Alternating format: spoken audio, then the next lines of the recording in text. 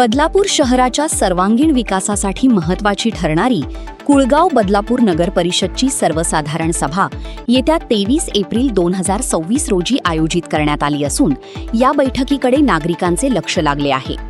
शहरातील पायाभूत सुविधा, आरोग्य, डिजिटल सेवा आणि सामाजिक कल्याण यांसारख्या अनेक महत्त्वाच्या विषयांवर या सभेत चर्चा होणार असल्याने ही बैठक विशेष महत्त्वाची ठरत आहे.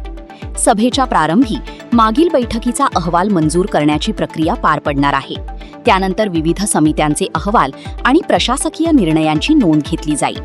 मात्र या औपचारिक बाबींपलीकडे शहराच्या विकासाशी संबंधित अनेक ठोस प्रस्तावांवर चर्चा होणार असल्याने या सभेकडून मोठ्या अपेक्षा व्यक्त केल्या जात आहेत.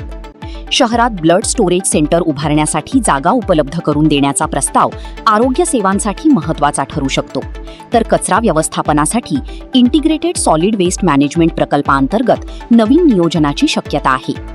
यासोबतच डिजिटल सुविधा मजबूत करण्यासाठी इंटरनेट सेवा व देखभाल दुरुस्तीसाठी निधी खर्चाचा प्रस्ताव मांडण्यात आला आहे, ज्यामुळे शैक्षणिक आणि प्रशासकीय कामांना गती मिळू शकते. दिव्यांग नागरिकांसाठी विविध सुविधा आणि योजनांवरही चर्चा होणार असून सामाजिक समावेशकतेच्या दृष्टीने हे पाऊल महत्त्वाचे मानले जात आहे. तसेच नगर परिषद मालमत्तेत पोस्ट ऑफिस उभारण्यासाठी जागा देण्याचा प्रस्ताव नागरिकांच्या दैनंदिन सोयीसाठी उपयुक्त ठरू शकतो. एकूणच या सभेत शहरातील मूलभूत सुविधा अधिक सक्षम करण्यावर भर देण्यात येणार असल्याचे स्पष्ट दिसत आहे.